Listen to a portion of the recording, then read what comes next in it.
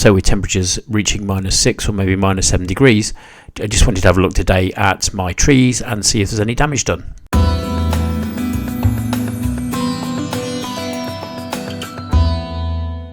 Hi there maple fans, and in this series of videos I'll be sharing what I do throughout an entire year on a monthly basis. Please note that these months are based on UK timings, but of course can easily be adapted to anywhere else in the world. So of course that's not Japanese maple, it's bamboo, but just wanted to reflect that it's grown really quite well, and this was planted a couple of years ago.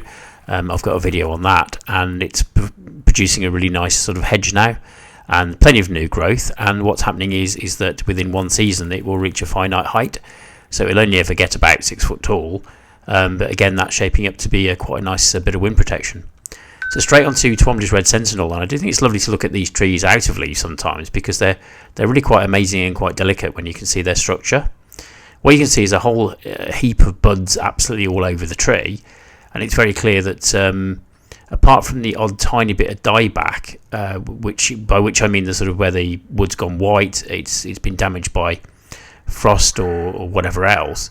It's really looking rather good. It's amazing on this tree how the branches head straight upwards, and then onto this baihu as well. It's a great winter tree. It's a lovely yellow colour. Difficult to get focus there, but yes, you can just see a really nice little bud, all very healthy.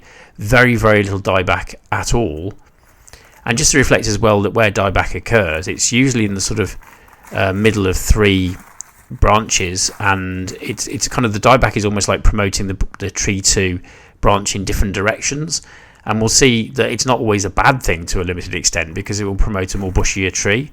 In fact, as we'll come to in a minute, we'll see evidence, if you bear with me, of a tree that has been treated deliberately to produce some denser foliage and some more branches heading off in different directions really. So this is Acer Dissectum Firecracker, and what you can see is again the tree's form, the tree structure, it kind of grows up and then spreads out in different directions, making a nice umbrella effect. But again, indeed, not much of an issue. On this Aratama, you can see what appears to be dieback. It'd be easy to think that was actually due to this winter and the cold that we've been experiencing. Whereas in actual fact, that's from last spring. It's last year's dieback that I just never got around to cutting off. So the real key point is in here, these things in the winter are pretty bomb-proof, to be honest with you, at least in my experience. And we really have seen temperatures that have been quite cold, quite low, -6, -7, as I've said. And yet the trees have suffered none whatsoever. It's like they go into hibernation, they sort of put armour on or something, and they just do really well. It's new tender growth that's at real risk of frost damage, which is what we're talking about. And what we'll see later, if you bear with the video, is trees that have been overfed actually, and that actually causes a problem because they're growing too far into the autumn.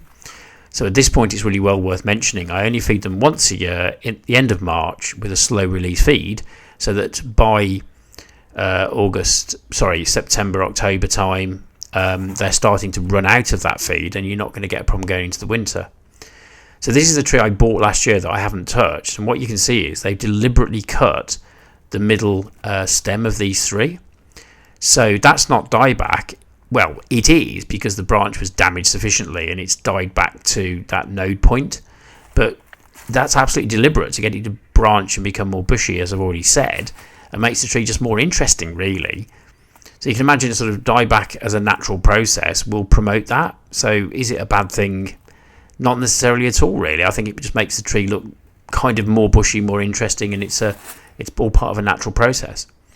What you can hear is a blood good, just having a look whether the taller trees that are over my fence here, a bit more exposed and all the rest of it, have suffered because of it.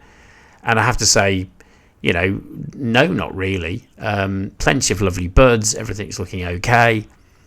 And just to say, if you'd like to come with me on my Acer journey, please do like and subscribe to my little channel, it really helps. I've also recently set up a Patreon site, so that's a great way of supporting me too, and help out with some of the costs of my excursions really. There's also the offer of some personal help, if you'd like it, either in a group format or at a one-to-one basis.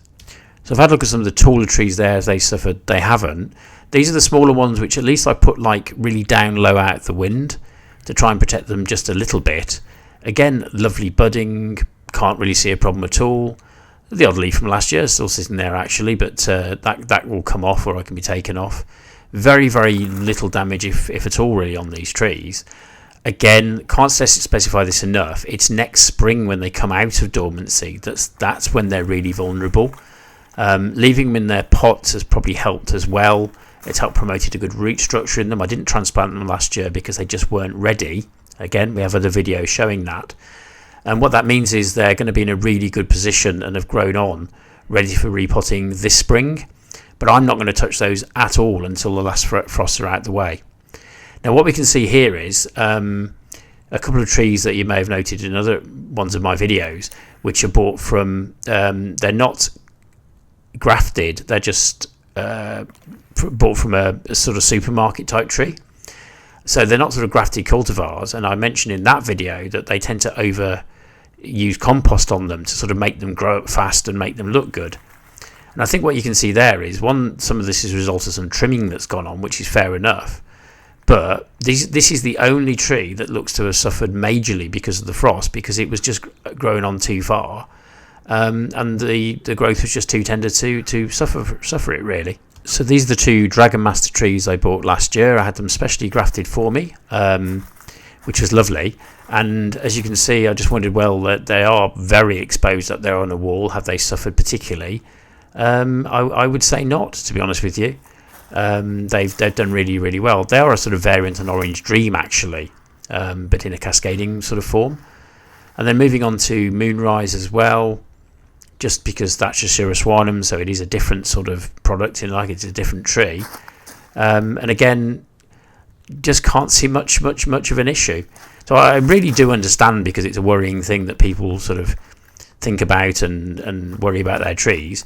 But to be honest with you, if I'd have put all of these in my garage or something, or tried to protect them, there's a real danger that they might just dry out, or I'll forget to water them, or that could be a bigger problem. I also personally can't really see the benefit of putting fleece around the pots or something like that, because at the end of the day, if you have a sustained cold period, and it has been pretty cold for a number of days, then the damage will occur. I mean, it's a law of thermodynamics, isn't it? The heat will escape and the pots will get very, very cold. But these pots have actually been completely frozen, and they just don't suffer for it really. But of course, a pot that's kind of wet, if you like, but frozen, there's no standing water to kind of rot the roots in, I think.